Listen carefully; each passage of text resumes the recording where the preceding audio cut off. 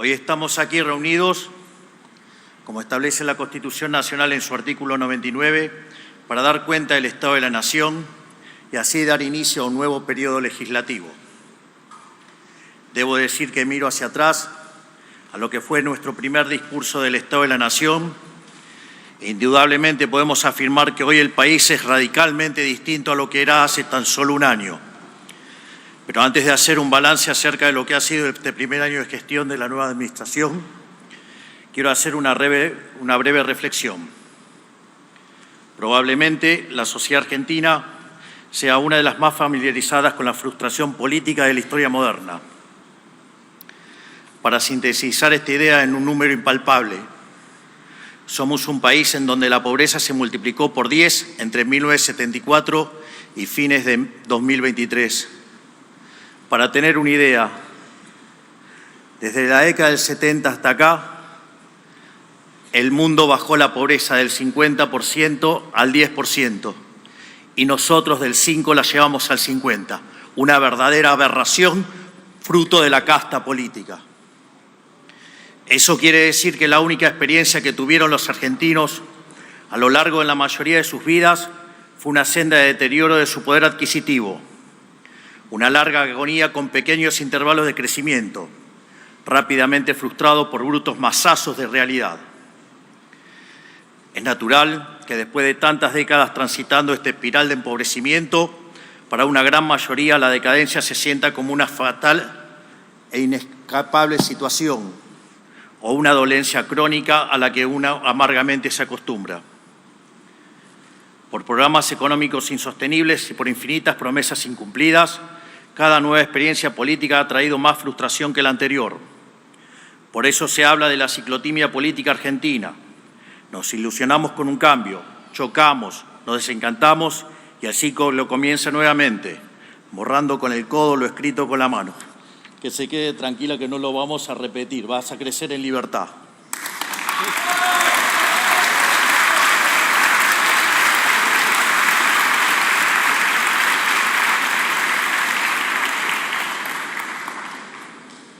No es casualidad que escuchemos constantemente, no te ilusiones, es en vano, o Argentina siempre va a defraudar.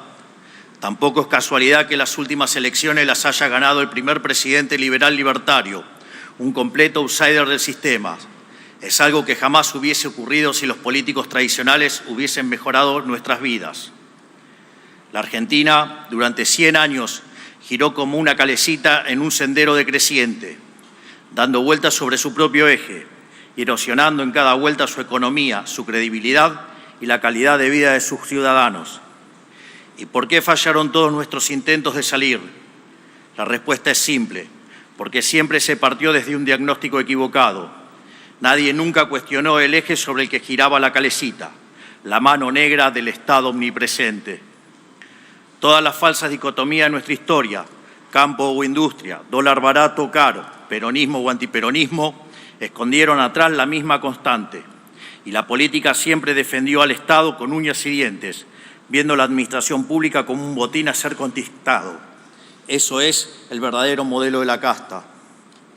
Entonces, ¿cómo íbamos a tener distintos resultados si en lugar de cambiar la receta estábamos solamente cambiando el cocinero?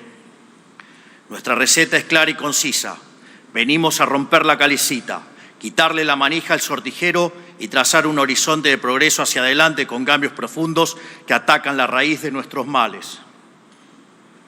Para ello, tomamos el toro por las astas, proponiéndonos resolver los problemas de fondo. Por eso nos encomendamos recuperar la racionalidad económica, achicar el Estado, devolverle la libertad a la sociedad, restablecer el imperio de la ley y borrar los privilegios que la política acumuló a lo largo de los años. De esta manera, pasamos de heredar 15 puntos de déficit fiscal consolidado entre el Tesoro y el Banco Central a tener durante nuestro primer año superávit financiero libre de default, algo que no había ocurrido en los últimos 123 años.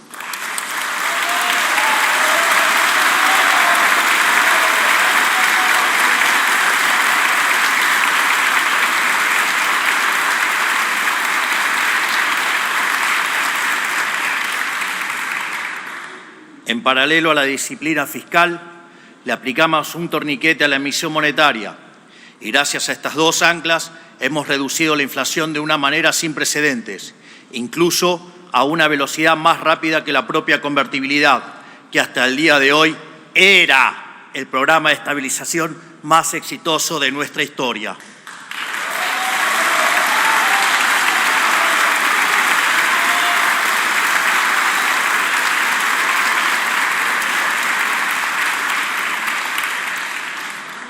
Hoy nosotros podemos hacer alarde, sin lugar a dudas, de que nuestro programa económico es el más exitoso hasta la fecha. Solo para ejemplificar con números, el índice de inflación mayorista cuando asumimos que anualizado daba 17.000%, mientras que el mismo índice anualizado para el último registro fue de 19% anual. Y esto lo logramos sin confiscación tipo Plan Bonex, sin controles de precios, sin fijar el tipo de cambio y con recomposición tarifaria, algo que nunca se hizo en Argentina.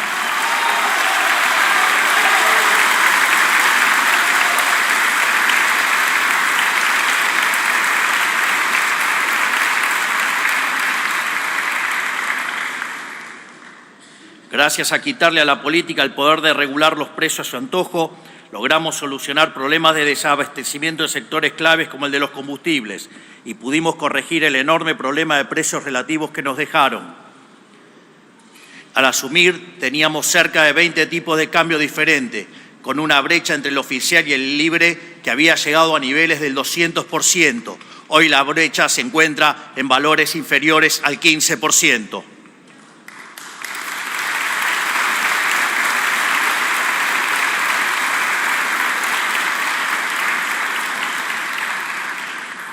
Pasamos de una economía donde las cuotas habían dejado de existir a una economía donde existen créditos hipotecarios a 30 años.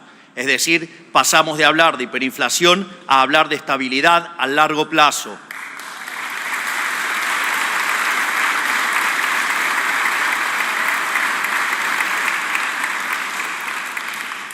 En el camino eliminamos y redujimos impuestos y aranceles de distinto tipo. El señoriaje, esto es, la emisión de dinero para financiar el déficit que se traducía en inflación y que le robaba a los argentinos 15 puntos del PBI.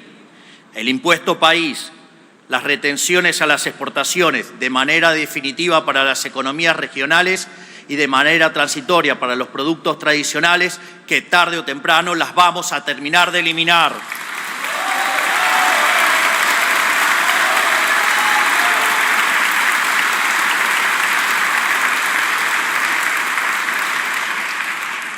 También eliminamos el impuesto a las transferencias de inmuebles, actualizamos los montos de ganancia para autónomos, actualizamos los montos del monotributo, redujimos bienes personales y realizamos el blanqueo de capitales más exitoso de la historia, pese a que los agoreros decían que iba a ser un fracaso.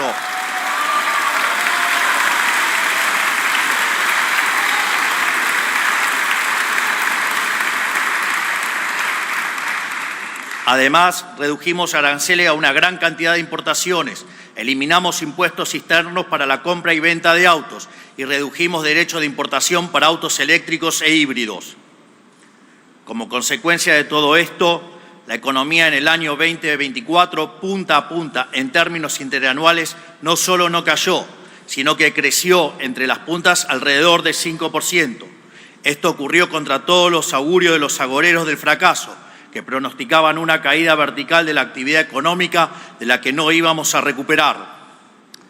Esto es interesante porque cualquier otra experiencia con la mitad de ajuste, sí, hubiera derivado en caídas entre el 10 y el 15% del PBI. Entonces, cuando empezamos a hacer el ajuste, dijeron que era imposible, que ni siquiera íbamos a poder lograr un punto de ajuste en el propio 2024. Y en el primer mes de gestión, gracias a ese coloso que tenemos como ministro de Economía, que es Luis Toto Caputo, alcanzamos el equilibrio fiscal en el primer mes de gestión.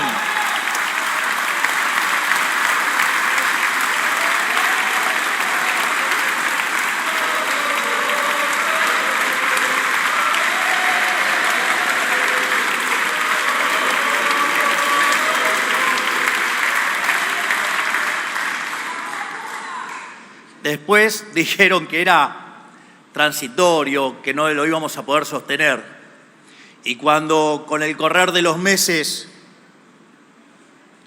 veían que el equilibrio fiscal seguía, empezaron que igual no íbamos a poder bajar la inflación, que se iba a estacionar en el 30 y bajó, que se iba a estacionar en el 20 y bajó, que se iba a estacionar en el 8 y bajó, que se iba a estacionalizar en el 4 y bajó, y seguimos haciendo que la inflación baje.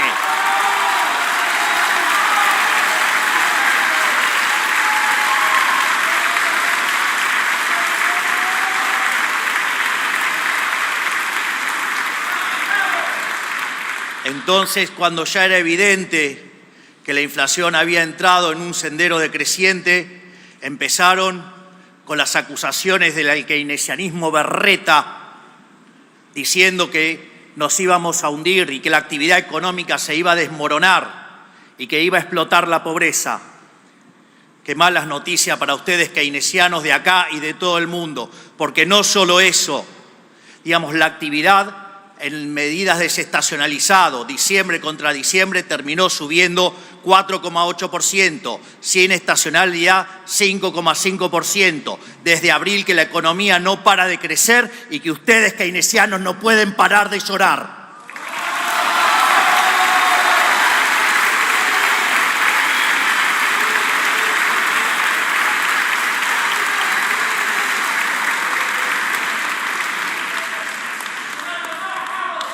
Cuando hablaban de caídas sin final, de la L y de la pipita de Nike suave, fue en B corta, aunque les duela a los del Frente para la Victoria, no sé cómo se llamen ahora, la Unión por la Plata, no sé.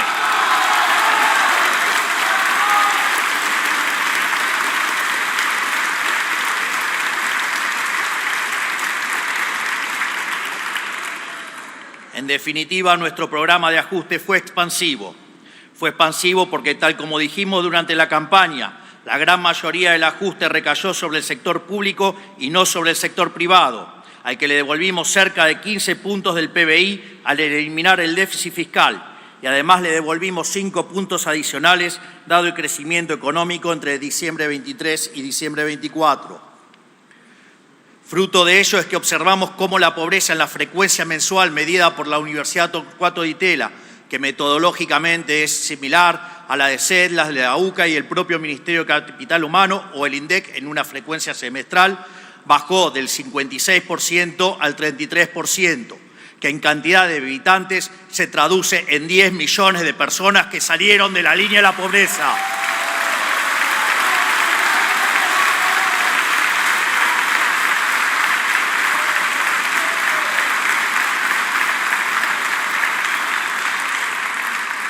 En definitiva, ajustar a la política no solo no es recesivo, es expansivo y elimina la pobreza. ¿Quieren terminar con la pobreza? ¡Terminen con el curro de la política!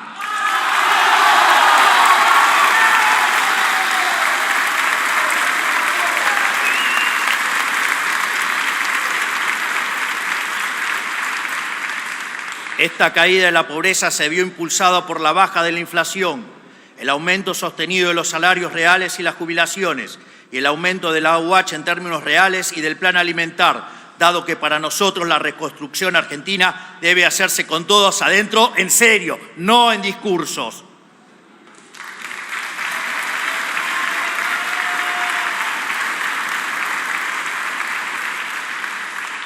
Porque aunque necesitar de la asistencia social sea una tragedia, es necesario señalar que los que fueron relegados durante décadas son las víctimas del sistema y no los victimarios.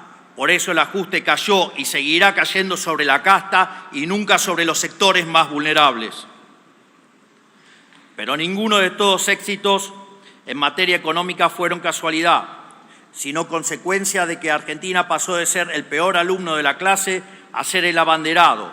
De hecho, Argentina es hoy uno de los 5 países del mundo que actualmente goza de superávit financiero.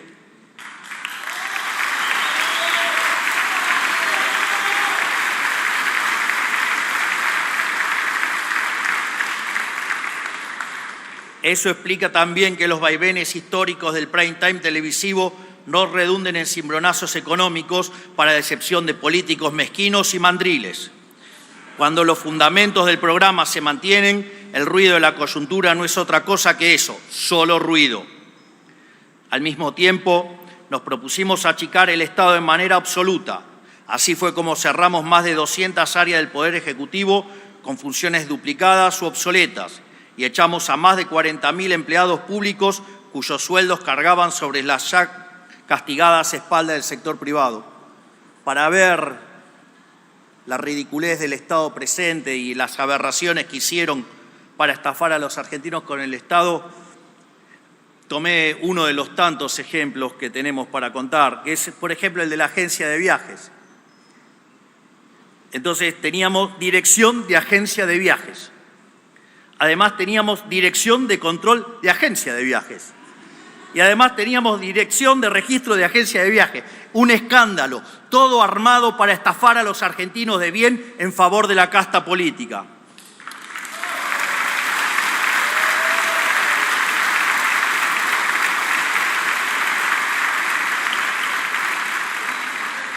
También eliminamos decenas de fondos fiduciarios que la política usaba discrecionalmente a su antojo.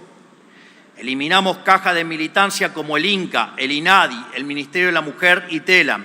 Y volvimos superioritarias empresas emblemáticas de la militancia deficitaria, como Aerolíneas Argentinas, AISA, Intercambio y ENARSA, entre otras, mientras empezamos a dar los primeros pasos para la privatización de todas las empresas públicas, porque entendemos que el Estado no está para reemplazar al empresario.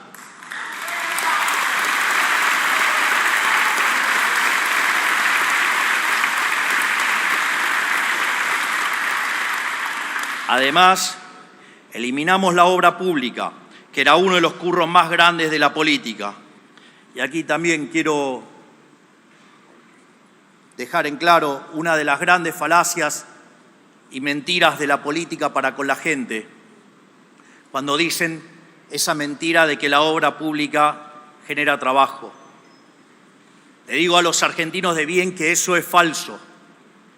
Es falso.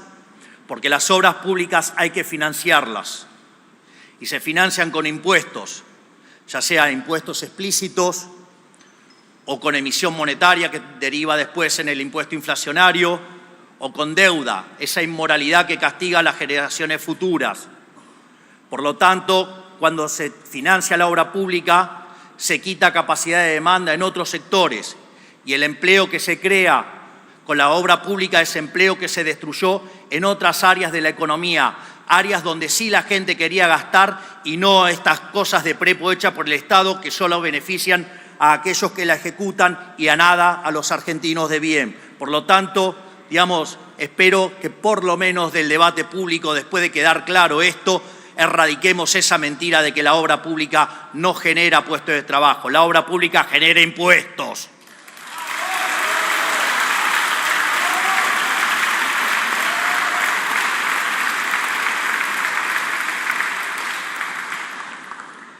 También eliminamos por completo la publicidad oficial, instrumento del que se valía la casta para opinar políticamente y difundir sus mentiras en los medios. Fuimos los únicos en eliminar la pauta oficial. Nosotros no necesitamos sobornar a los medios. Nosotros tenemos logros. No necesitamos periodistas mentirosos pagados por el erario público.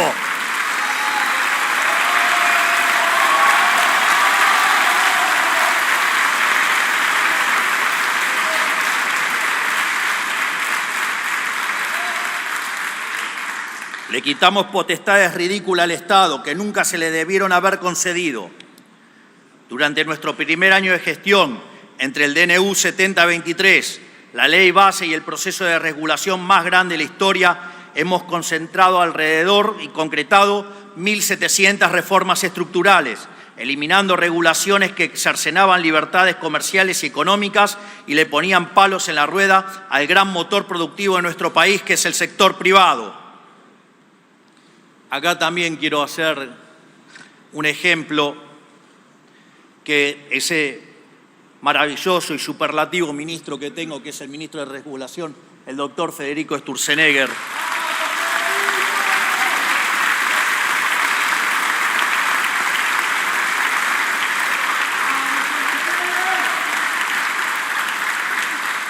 Es más, dada las costumbres de una parte de la clase política, hemos decidido hacer el ejemplo en términos cuánto pesaba el papel. Entonces, por ejemplo, en el caso de las regulaciones para las frutas, las regulaciones que teníamos pesaban 1.600 gramos. Hoy, con el accionar de Federico Sturzenegger, esas regulaciones han caído a 80 gramos, es decir, cayeron en un 95%.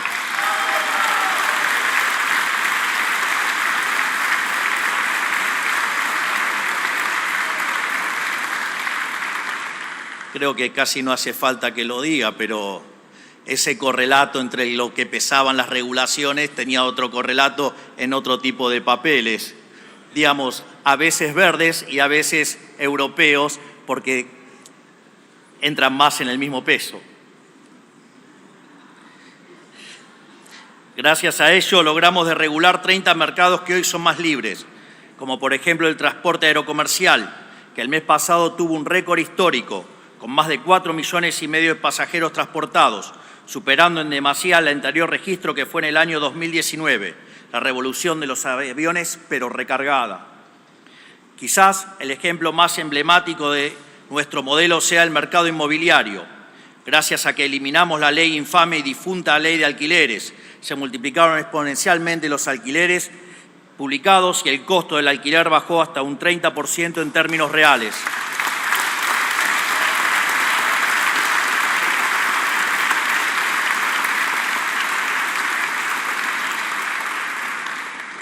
En materia de capital humano, eliminamos el curro de los gerentes de la pobreza, quitándole el poder de extorsión a un grupo de piqueteros sinvergüenzas que obligaban a los más necesitados a marchar por sus propias causas bajo amenaza de robarles la asistencia social.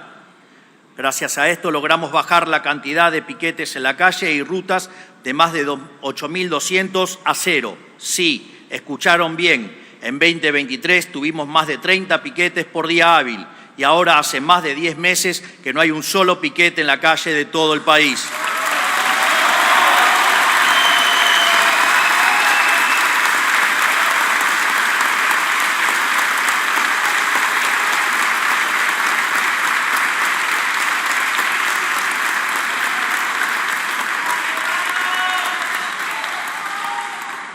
En materia de seguridad nacional, bajo el liderazgo de la doctora Bullrich, durante 2024 vimos el índice de homicidio más bajo de los últimos 25 años, habiéndolo bajado 11 puntos en comparación a 2023, es decir, que tuvimos el índice de homicidios más bajo de Sudamérica.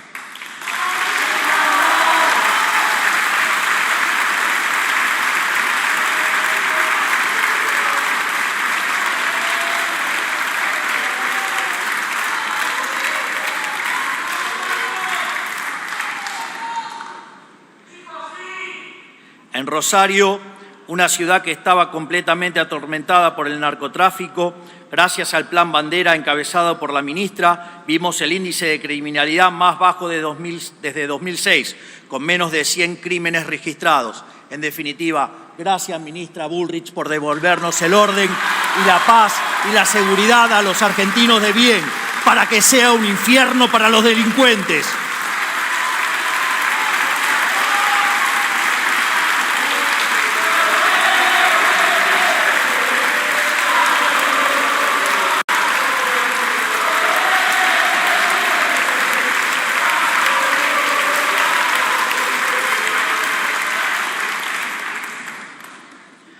También aprobamos los proyectos de reiterancia y reincidencia, junto a la ley de antimafias, para fortalecer un principio universal que durante tanto tiempo estuvo olvidado en estas tierras: el que las hace, las paga.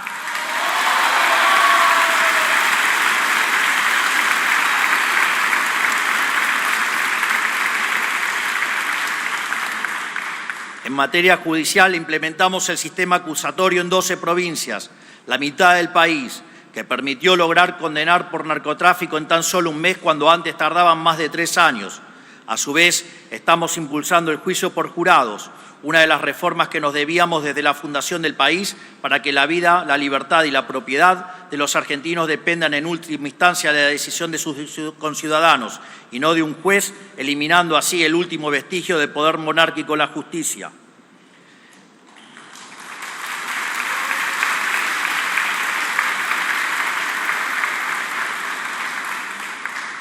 En lo que requiere a defensa, estamos reequipando y jerarquizando nuestras Fuerzas Armadas nuevamente después de décadas de olvido y de desprecio hacia ellos.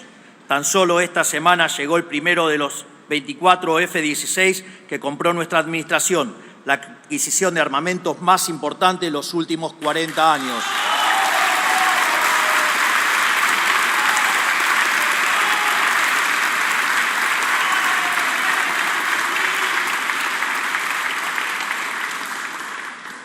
En política exterior, pasamos de ser un hazmerreír a nivel global, aliado de los países con peor performance del concierto de las naciones, como Cuba y Venezuela, a ser un protagonista inesperado. Hoy, producto de nuestra ambiciosa política económica y de nuestras posiciones férreas en política exterior, los ojos del mundo se posan sobre la Argentina después de mucho tiempo y en algunos casos incluso toman nota del trabajo que hemos hecho para aplicarlo en sus propios países, como está haciendo Elon Musk al frente de la cartera de regulación de los Estados Unidos.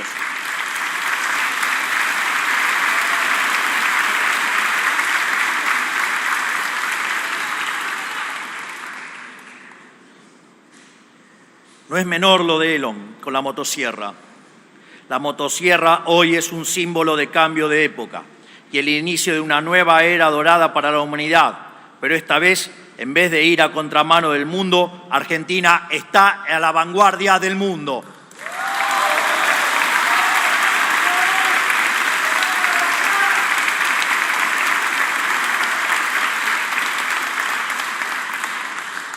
Creo que, haciendo este breve repaso de los miles de cosas que han cambiado en el último año, podemos afirmar de manera inapelable que el Estado de la Nación es hoy mucho más prometedor que el que teníamos hace un año.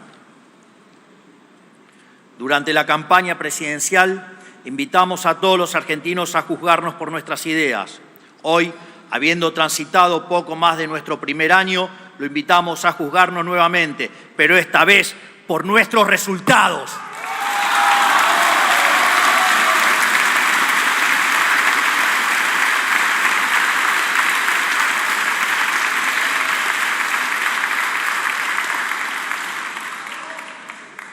Esto es sumamente importante, porque si la resignación argentina es producto de las promesas incumplidas, su redención dependerá de que cumplamos nuestra palabra, y lo vamos a hacer a rajatabla.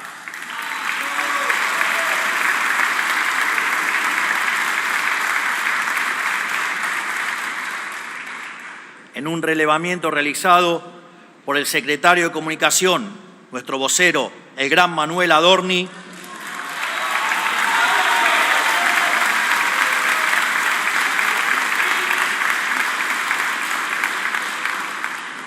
hemos concluido que en nuestro primer año de gestión, es decir, 25% del tiempo de nuestro mandato, ya hemos cumplido o estamos cumpliendo más del 75% de nuestras promesas, algo inédito en la historia argentina.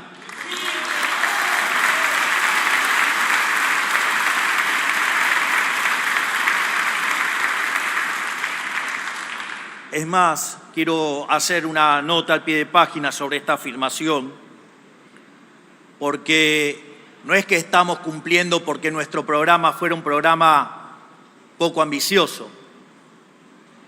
Durante toda la campaña tuvimos el acoso y el hostigamiento que decían que todo lo que proponíamos era imposible. Era súper ambicioso. Nadie creía que podíamos lograr lo que estamos logrando.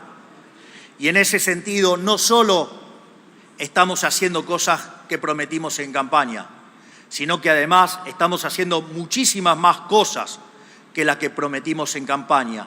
Y cuando uno hace esta corrección, llevamos cumplido el 97% de las promesas de campaña en solo un año.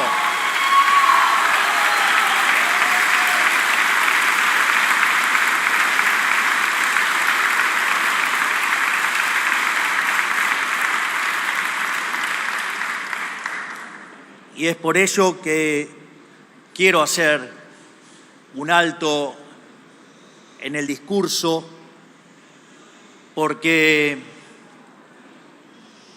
en la vida hay que ser agradecido y no hay que ser mezquino, y quiero agradecer a cada uno de mis ministros por la enorme labor que han hecho cada uno de ellos durante este año. Quiero dar las gracias al doctor Guillermo Francos, a Toto Caputo, a Santiago Bausili, a Patricia Bullrich, a Sandra Petovelo, a Federico Sturzenegger, a Luis Petri, a Mariano Cunio Libarona, a Mario Lugones, a Gerardo Huerten, a Manuel Adorni y Karina Milei por permitirme liderar el mejor gobierno de la historia argentina.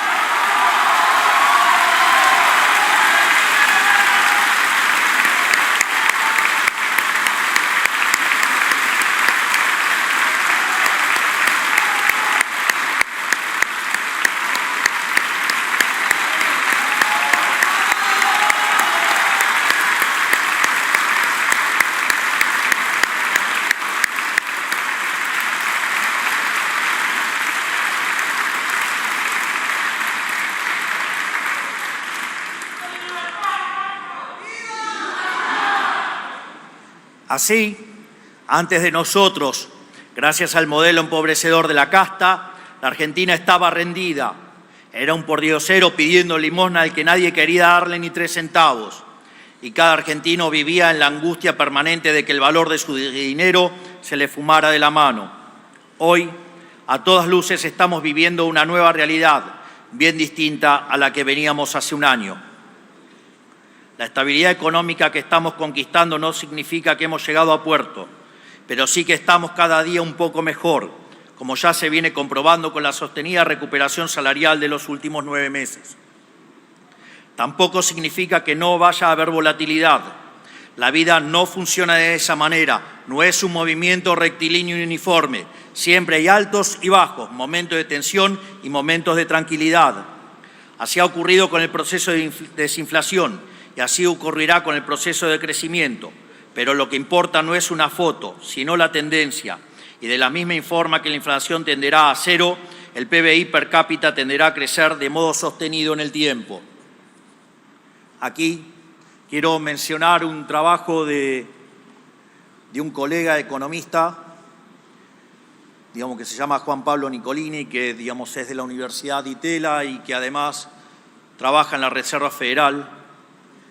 Y en un trabajo que hizo sobre política fiscal y crecimiento económico, demuestra que alcanzar el equilibrio en la línea financiera, como lo hace Argentina, implica que Argentina tiene por delante una tasa de crecimiento sostenido del PBI per cápita del 4,5%. Y a eso hay que agregarle algunas cuestiones adicionales, porque el trabajo no hace diferenciación entre lo que es la caída del riesgo país, que lo recibimos cerca de 3.000 puntos básicos y hoy está rondando en los 750. Tampoco habla que el equilibrio alcanzado fue hecho en base a reducir impuestos, bajar el gasto público y no como se hacía antes los ajustes aumentando la presión impositiva. Tampoco contempla la enorme cantidad de reformas estructurales que hemos hecho. Solo el DNU 7023 y la Ley Bases representan una reforma estructural 8 veces más grande que la reforma que hizo Carlos Menem cuando fue el mejor gobierno de la historia hasta ahora.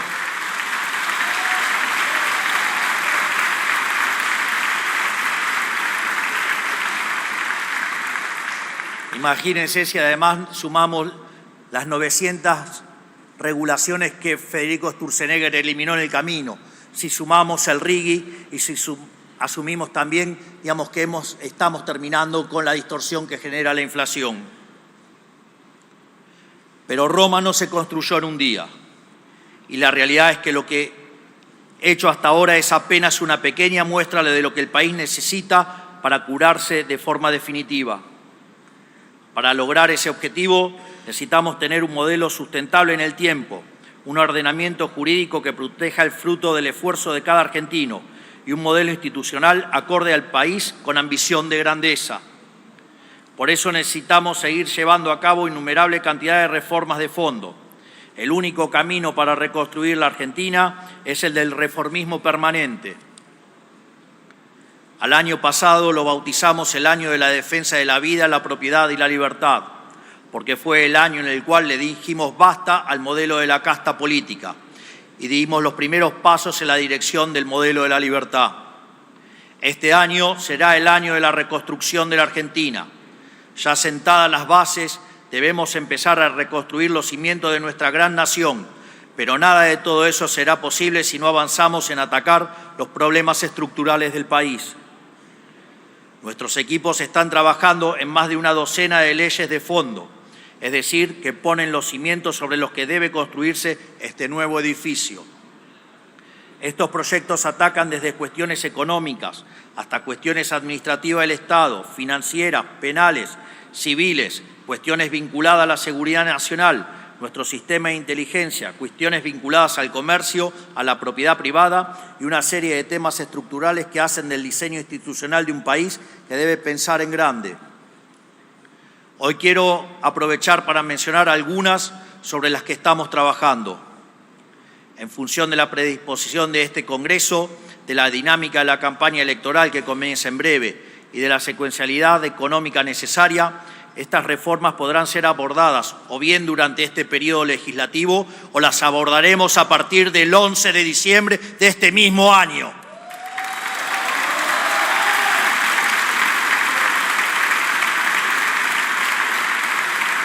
Imagino que esta zona se va a poner un poquito más violeta.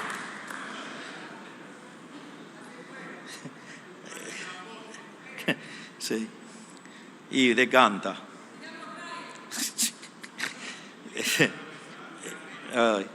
Si queremos verdaderamente ser una potencia, la primera asignatura sobre la que debemos avanzar es en desterrar la inflación para siempre, que ya no dependa de que venga una persona con la convicción de hacer lo correcto, sino en convertir en ley una verdad incuestionable de la economía argentina. El déficit fiscal es la madre de todos los males de la historia del país. De las 22 crisis que se registraron desde el inicio del siglo XX, 20 tienen origen fiscal, el cual ha oscilado entre alto y extravagantemente alto, lo cual a la postre se ha traducido en endeudamiento con su posterior default, en financiamiento con emisión monetaria, que derivó en inflación e hiperinflación, o aumentos de impuestos que ahogaron el crecimiento mientras cercenaban la libertad económica e individual. En consecuencia, debemos transformar en obligatorio el equilibrio fiscal para cualquier presupuesto estatal, sea nacional o subnacional, pero no alcanza con el equilibrio fiscal. Es necesario acompañarlo con una reducción severa del gasto público para devolverle a la sociedad lo que hoy el Estado le confisca vía impuestos.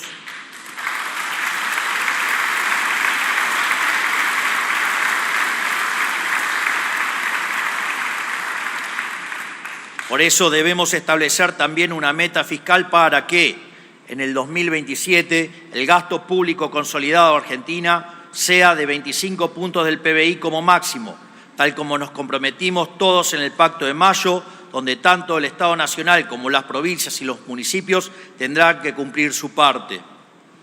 Porque cuanto menor sea el tamaño del Estado, habrá mayor libertad económica, mayor crecimiento económico, mayor ingreso per cápita y, por ende, menos pobres en la Argentina. Es decir, el verdadero trade-off es entre si estamos dispuestos a aceptar más gasto público para tener más pobres. Yo prefiero achicar el Estado y que haya menos pobres en la Argentina.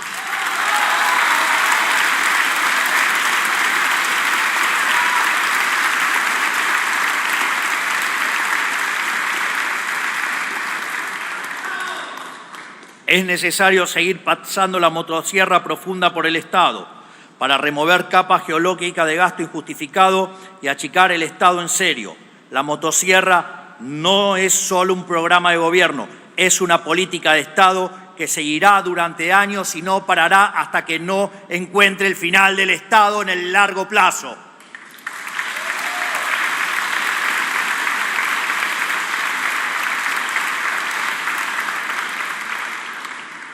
Hay que revisar área por área del Estado y ninguna es más importante que privatizar las empresas públicas, porque aunque hoy sean superioritarias por primera vez después de 15 años, no dejan de ser una carga para el sector privado.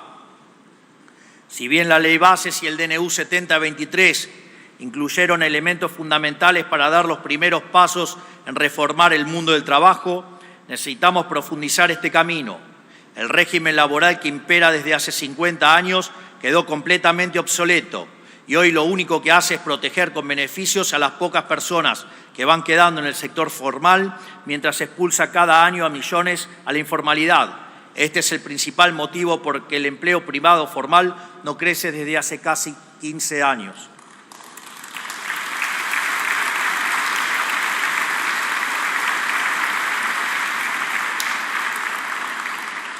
En este sentido, solo con un mercado laboral dinámico que genere empleo formal podremos aspirar a tener el sistema previsional sustentable que décadas de desmanejo arruinaron. También es imperativo llevar a cabo una reforma impositiva estructural para así reducir en un 90% la cantidad de impuestos nacionales y pasar a tener únicamente 6 impuestos, terminando con el infierno logístico que implica tributar en Argentina. Sumado a eso, el espíritu de la reforma en la que estamos trabajando es brindarle autonomía fiscal a las provincias en los impuestos que hoy recauda el Estado Nacional en su nombre. De este modo, el Estado Nacional establecerá un piso mínimo para cada impuesto sustancialmente inferior al total actual y luego las provincias podrán elevarlo a su criterio, lo que indudablemente generará una competencia fiscal entre las provincias que dinamizará así sus economías. Del mismo modo, necesitamos devolverle a los argentinos la libertad de comerciar con quienes deseen, para que bienes y servicios ingresen al mercado local y así cada uno pueda comprar libremente productos de mejor calidad a mejor precio. Durante décadas, bajo la premisa de proteger un puñado de puestos de trabajo, se le encareció deliberadamente el costo de vida a millones de argentinos, en muchos casos forzándolos incluso a adquirir bienes de dudosa calidad a precios completamente distorsionados. No es justo que solo quienes pueden pagarse un viaje al exterior puedan comprar lo que deseen a precio internacional. Tiene que ser para todos. Abrir los mercados también le abrirá las puertas del mundo a las empresas argentinas para que puedan salir a vender nuestros productos a 8.000 millones de personas en un contexto internacional donde lo que la Argentina tiene para ofrecer será muy requerido. También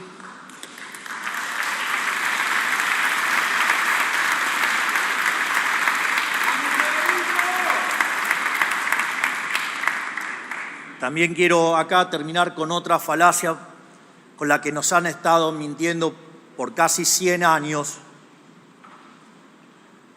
y que es el tema de la industria infante, un infante que por lo menos tiene 90 años ya, o digamos de proteger la industria X porque genera puestos de trabajo. Esa también es otra mentira.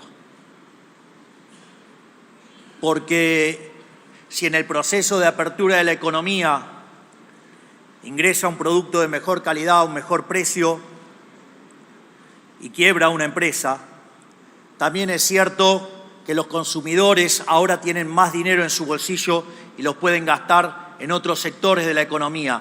Por lo tanto, digamos, se reasignará el empleo y irá a sectores donde es más productivo y donde hay mayores salarios y por ende hay mayor bienestar para todos. Por lo tanto, basta de la mentira proteccionista, porque en el fondo no es ni más ni menos que un curro entre los políticos y los empresarios prebendarios.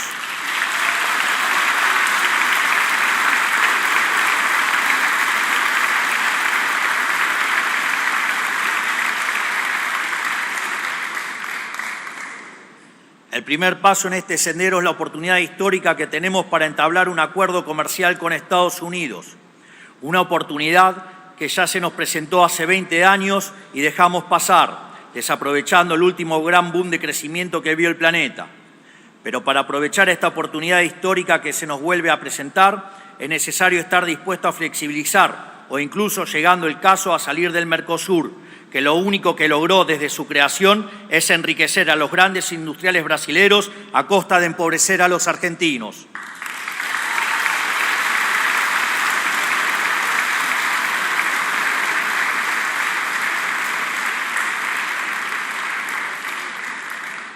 Pero hace falta ir aún más profundo, restableciendo la inviolabilidad de la propiedad privada, para lo cual hace falta descender al subsuelo de las leyes, los códigos civil y comercial y procesal civil y comercial.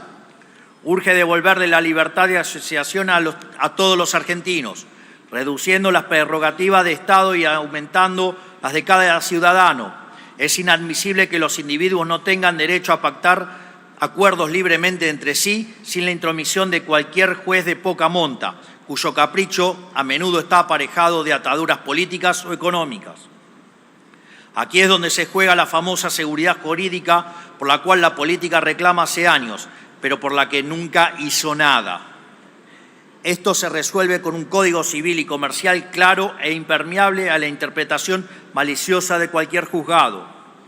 Además, el orden público y la vida social en paz deben volver a ser la regla y no la excepción en la Argentina. Actualmente tenemos un sistema judicial y un código penal repleto de grietas por los que se coló el virus del antipunitivismo, que además de estar moralmente mal, su estrepitoso fracaso. Lo vimos esta semana en la trágica noticia de Kim Gómez, una nena de tan solo 7 años que fue brutalmente asesinada. Quiero expresar mis condolencias para con su familia y asegurarles que tienen el compromiso de este presidente para luchar incansablemente contra el flagelo de la inseguridad.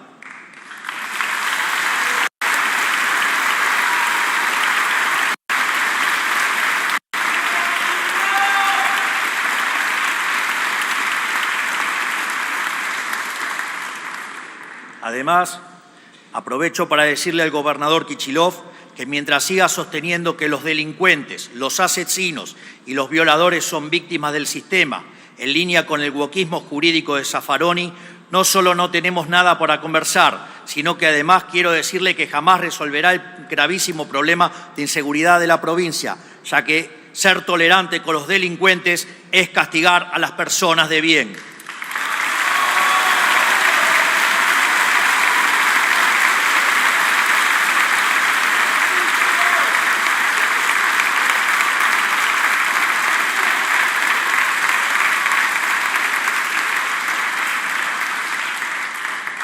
Si quiere resolver el problema, tiene 2 alternativas: abandonar esa visión abolicionista y castigar a los criminales, o correrse del camino y dejarnos resolver el problema nosotros, porque si hay algo que caracteriza a este gobierno nacional es que no nos tiembla el pulso y los problemas los arreglamos en serio.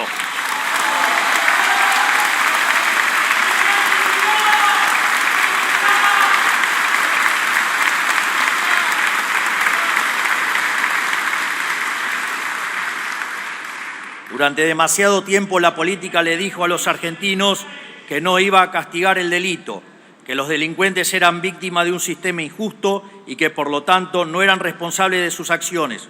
Lo único que lograron fue que para muchos delincuentes delinquir ya no tuviera costos. Lo sufren los bonaerenses todos los días. Pues bien, con los proyectos de reiterancia y reincidencia del gobierno aprobado por este Congreso, terminaremos finalmente con la puerta giratoria en la Argentina.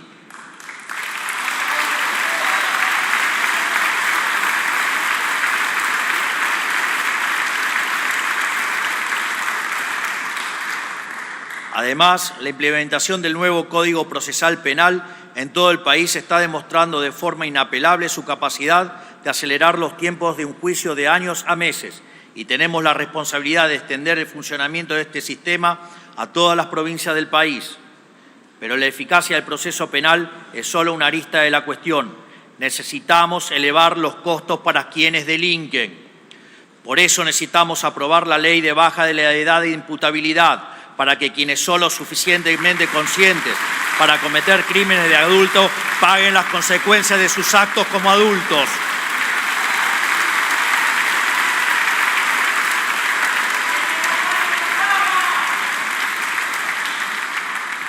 Pero lamentablemente llegará tarde, porque hoy uno de los asesinos de Kim tiene 14 años y goza de ser inimputable. No se lo puede juzgar. Y el otro criminal cometió delitos siendo menor de 16 años, lo cual significa que con nuestra ley de imputabilidad no hubiera estado libre en un principio.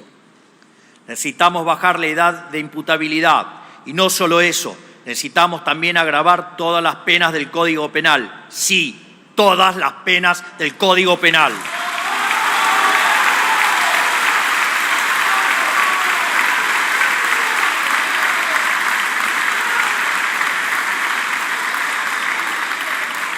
Emprendiendo así la reforma del Código Penal más importante de los últimos 100 años, algo que tiene que ocurrir en carácter de urgente. Pero el problema no se limita al crimen ordinario. El narcotráfico y el terrorismo representan un peligro claro y presente para los argentinos. Desde las ciudades tomadas por el narco hasta la tragedia de la familia Vivas, todos los días nos recuerdan que los argentinos necesitamos instrumentos para luchar contra quienes quieren atentar contra nuestras vidas. No tendremos piedad con el crimen organizado ni con el terrorismo. Para ello, la flamante ley antimafia nos permitirá meternos sin la intermediación de gobiernos locales en las madrigueras del narcotráfico. Además, estamos trabajando en una ley de seguridad nacional que le provea herramientas al Estado Nacional, a nuestro servicio de inteligencia y a nuestras fuerzas para perseguir a quienes quieren atentar contra la vida de los argentinos.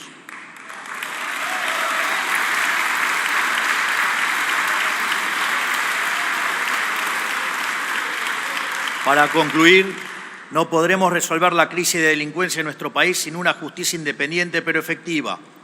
Y la justicia no va a funcionar correctamente hasta que la política se decida a dejar de politizar los nombramientos de los jueces, fiscales y defensores públicos.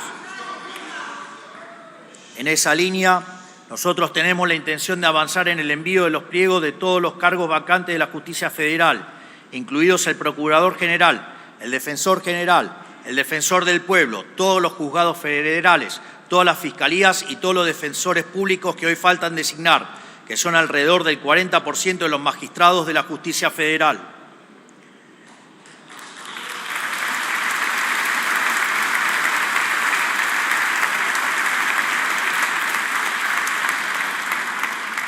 Esto tiene que ser obvio para todos. Es imposible que la justicia cumpla su deber si funciona al 60% de su capacidad. Esperamos que la política esté a la altura de esta urgencia nacional y no politice la aprobación de los pliegos, a diferencia de lo que ocurrió este año con los candidatos a conformar la Corte Suprema. Si queremos ser un país serio, también debemos llevar a cabo una profunda reforma migratoria.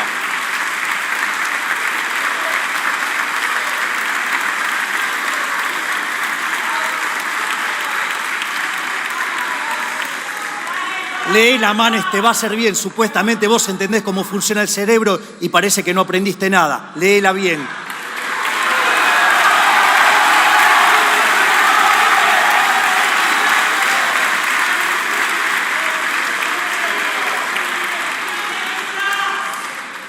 Quizás tu versión es con inteligencia artificial y cambia de libertaria a kirchnerista como hiciste vos, Manes.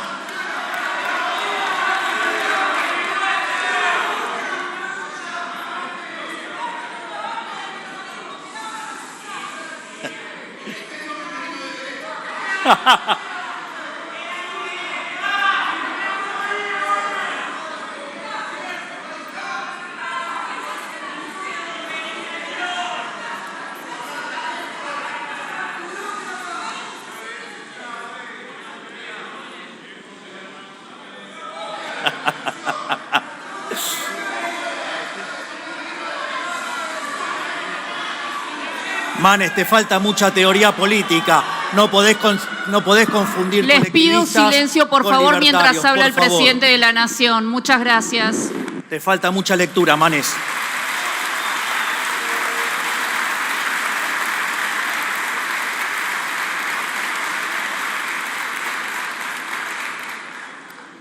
Nuestra nación ha sido generosa con los inmigrantes, pero otra cosa distinta es ser tomado de tontos por nuestros vecinos o ser un centro de beneficiario pagado por el bolsillo de los argentinos. Queremos que aquellos extranjeros que estén de forma transitoria o temporaria en nuestro país tengan que pagar los servicios que utilizan.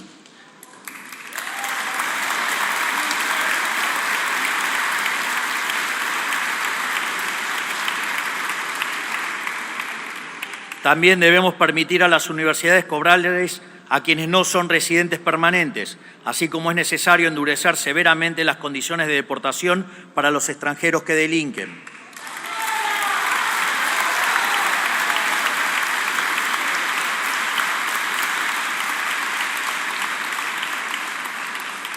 Es lo que hace cualquier país que se hace valer, y si esto necesita algún tipo de justificación es porque a lo largo del último siglo se ha vuelto costumbre la falta de respeto al pagador de impuestos. Por otra parte, tenemos que recuperar el imperio de la igualdad ante la ley, terminando con este sistema de cupos de distinto tipo que impone desde a quién emplear hasta a quién votar.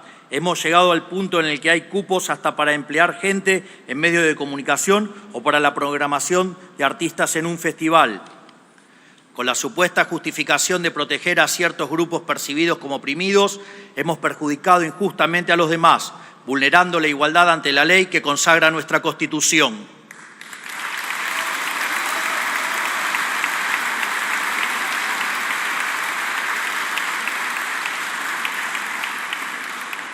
Tenemos que recuperar una verdad básica de la democracia liberal, que es el límite de los derechos de uno son los derechos del prójimo. Estos son unos pocos de los tantos proyectos de reforma de fondo en los que estamos trabajando y en los que avanzaremos en la medida que la dinámica política y la secuencialidad económica lo requieran. Finalmente, pero no por eso menos importantes, para hacer realidad estos proyectos y los cambios que el pueblo argentino demanda, estamos avanzando en un acuerdo con el Fondo Monetario Internacional para poder terminar de sanear el balance del Banco Central y salir del cepo cambiario definitivamente durante este año.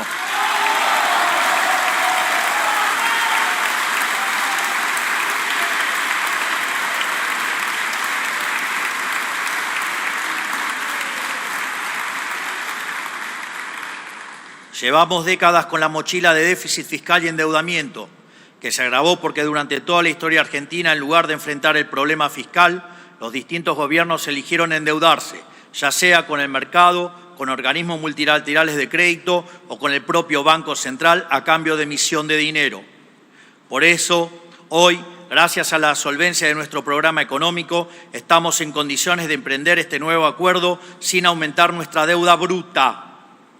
Para que se entienda la dimensión del problema monetario que arrastramos desde el inicio de nuestra gestión y para que se entienda también que estamos buscando con este nuevo acuerdo, es importante describir brevemente el problema. El Banco Central, como todo agente de la economía, tiene un balance patrimonial, cuya identidad contable señala que el patrimonio neto del mismo viene dado por la diferencia entre sus activos y pasivos. En cuanto a los activos del Banco Central, los mismos se componen de reservas internacionales y títulos públicos emitidos por el Gobierno Nacional. En cuanto al pasivo, en el mismo se encuentra la base monetaria, esto es, el dinero emitido que está en manos de los ciudadanos y los bancos en formato de encaje, y la deuda remunerado, lo que antes se llamaba LEVAX, luego LELIX, después PASES. En este sentido, cuando suben los pasivos del Banco Central, ya sea por emisión de pesos contra títulos públicos que no tienen mercado, es decir, emisión espuria, o por el devengamiento de intereses de los PASES, el patrimonio del Banco Central se deteriora. De este modo, en la medida que el patrimonio neto se hace cada vez más negativo, se necesita mayor nivel de precios para licuar las deudas del Banco Central, tal que se ajuste al tamaño real de los activos del mismo. En este sentido, en la medida que el Tesoro se financia colocando títulos sin valor en el Banco Central, el nivel de precios de largo plazo es más alto y con ello mayor la tasa de inflación en el presente. Desde esta perspectiva, entonces, es muy simple explicar por qué desde la salida de la convertibilidad el precio del dólar se multiplicó por 1.200 veces. En primer lugar, por la estafa descomunal de la especificación asimétrica, lo cual implicó que la política se robó 14.000 millones de dólares que respaldaban la base en el 2001 y que a dinero de hoy, ajustado por la inflación americana, son 30.000 millones de dólares. Es decir, con la especificación asimétrica, ese chiste, digamos, tan impulsado alegremente y bancado por Clarín, que después, bueno, tuvo su ley, digamos, de medios para que no quiebre, digamos, ahí le robaron a los argentinos 30.000 millones de dólares.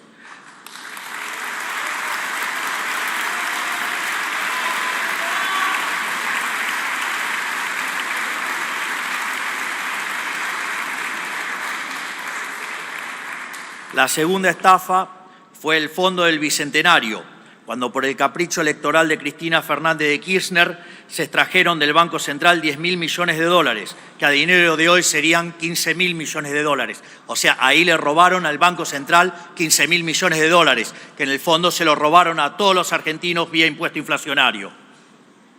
Sin embargo, el saqueo de los políticos por medio del Banco Central no se acaba con esas dos estafas monumentales, sino que a eso hay que sumar los 25.000 millones de dólares futuros en el 2015 y los 40.000 millones de las IRAs en el 2023.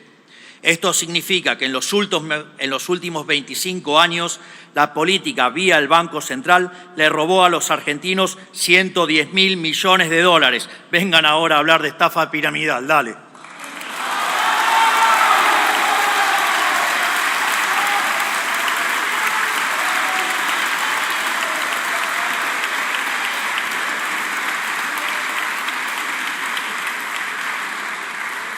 Por lo tanto, ante semejante destrucción del activo del Banco Central, no debería sorprender el desastre inflacionario que hemos vivido en los últimos 20 años.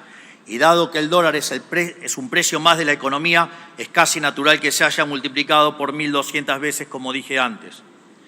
En función de ello, nosotros hemos cortado con el déficit fiscal y el cuasifiscal, por lo que el BCRA ya no volvió a estafar a los argentinos con emisión de dinero, ni para el Tesoro, ni para los intereses de los pasivos remunerados, ya que de hecho la base monetaria amplia permanece constante desde mediados del año pasado. Así como lo escuchan, la base monetaria amplia no crece desde mediados del año pasado.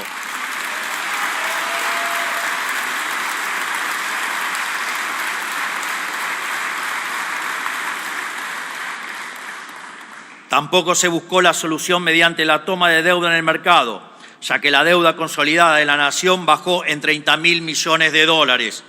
Nosotros no proclamamos el desendeudamiento en palabras, lo hacemos en los hechos.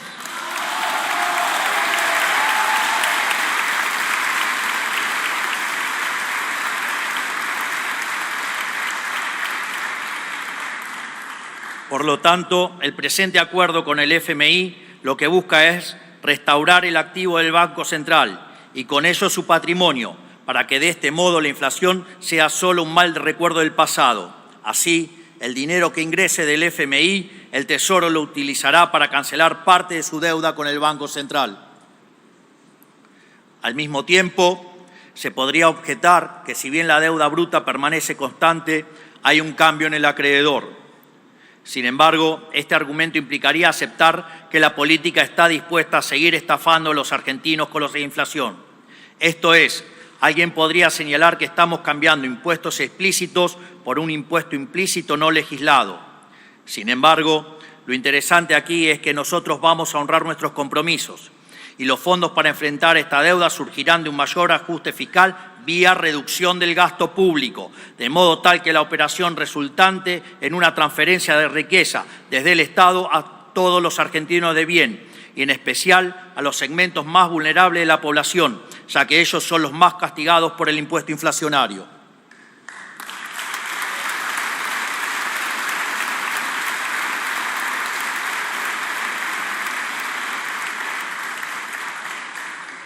A su vez, dada la importancia estratégica que tiene este acuerdo para la Argentina, quiero anunciarles que en los próximos días le pediré al Congreso que apoye al Gobierno en este nuevo acuerdo con el Fondo Monetario Internacional.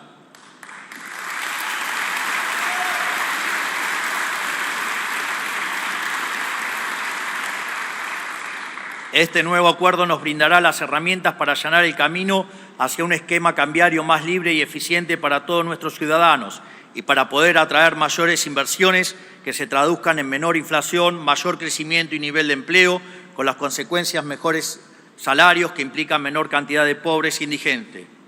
Quiero ser claro con una cosa. Nosotros vamos a resolver el problema que todos los gobiernos anteriores causaron con el déficit fiscal y su financiamiento. En consecuencia, esperamos que este Congreso adopte la misma postura que tuvieron con todos los demás, que es acompañar desde sus bancas, apoyando al Gobierno en este nuevo acuerdo. En definitiva, como verán, si bien hemos colocado los cimientos del cambio, Aún tenemos que poner ladrillo sobre ladrillo para reconstruir este edificio abatido que es nuestra nación. Y dados los vientos de cambio que soplan, estamos ante una oportunidad histórica. Muchos la han calificado tal vez como nuestra última oportunidad. Como expuse aquí mismo hace exactamente un año cuando los invité a firmar el Pacto de Mayo, mi preferencia sería que abordemos esta oportunidad histórica de reconstrucción en unidad, con todos los sectores de la política y la sociedad empujando en la misma dirección. Todavía sueño con que este cambio de rumbo puede ser la oportunidad para comenzar un ciclo de unidad nacional que nos exceda como generación, como ocurrió, digamos, en la primer parte del siglo XIX, y que dentro de 100 años, cuando escriban de esta época, puedan referirse a nosotros como la generación del 20 que cambió a la Argentina.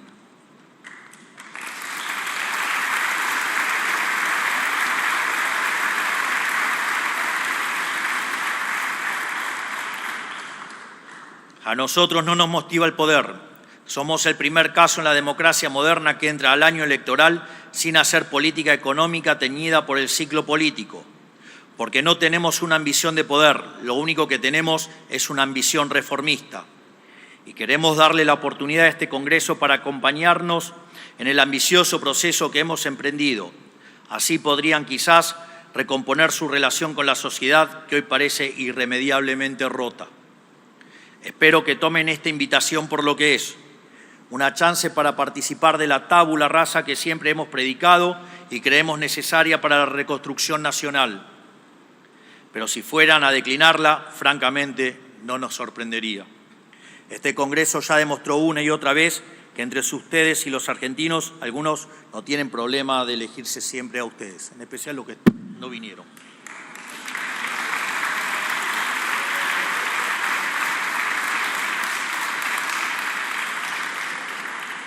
Esto es, algunos han hecho del Congreso un instrumento para defender las conquistas del Estado sobre el individuo, en vez de un instrumento para realizar los cambios profundos que el país necesita. Y ni que hablar de aquel sector de la política que está tan rancio al cambio y enemistado con la razón que ni siquiera se digna bajar al recinto para escuchar una apertura de sesiones legislativas.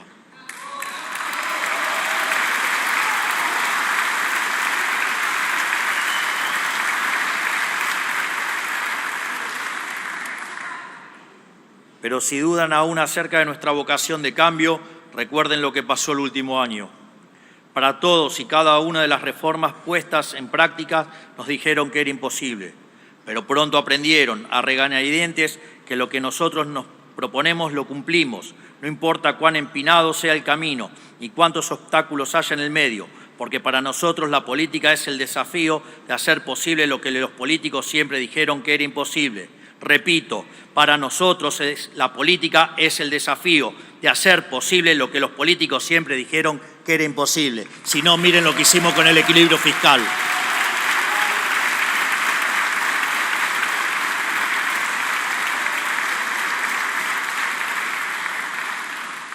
Por eso, si este Congreso eligiera no acompañar de forma mayoritaria al Gobierno Nacional en esta propuesta que les extiendo, sepan que eso no detendrá el proceso de cambio que el pueblo argentino nos encomendó.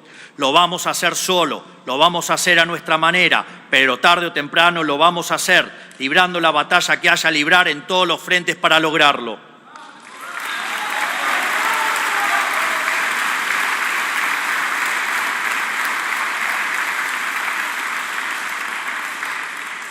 Pelearemos en el Congreso de la Nación.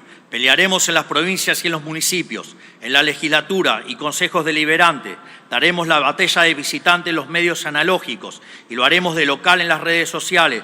Lo haremos en la calle si así lo demanda la historia. Y nunca, pero nunca nos rendiremos. Jamás nos vamos a rendir.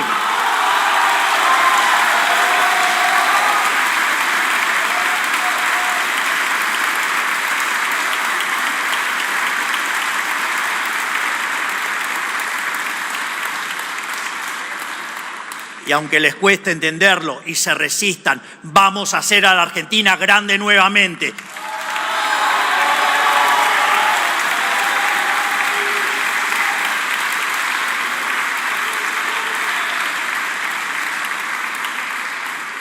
Si aceptan mi propuesta, veré que están dispuestos a involucrarse en lo que el país necesita.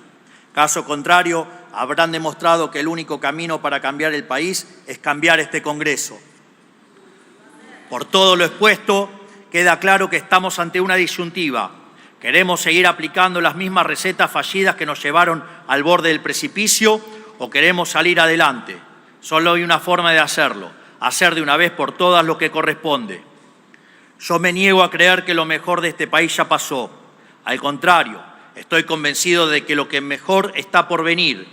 Ahora la elección está en sus manos y los ojos del pueblo argentino están sobre todos ustedes. De esta manera, quedan inauguradas las 143ª sesiones ordinarias de nuestro Congreso de la Nación.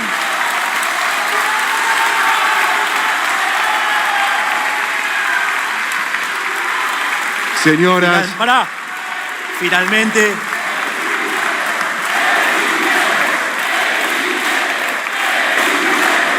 habiéndose cumplido el objetivo de esta solemne asamblea, queda levantada la misma. Perdón. Digo, no te apures. Perfecto, perdón. en definitiva, que Dios bendiga a los argentinos, que las fuerzas del cielo nos acompañen y ¡viva la libertad, carajo! ¡Viva la libertad, carajo! ¡Viva la libertad, carajo! Habiéndose cumplido el objetivo de esta solemne asamblea, queda levantada la misma. Señoras y señores, han sido las palabras del señor presidente de la Nación, doctor Javier Milei.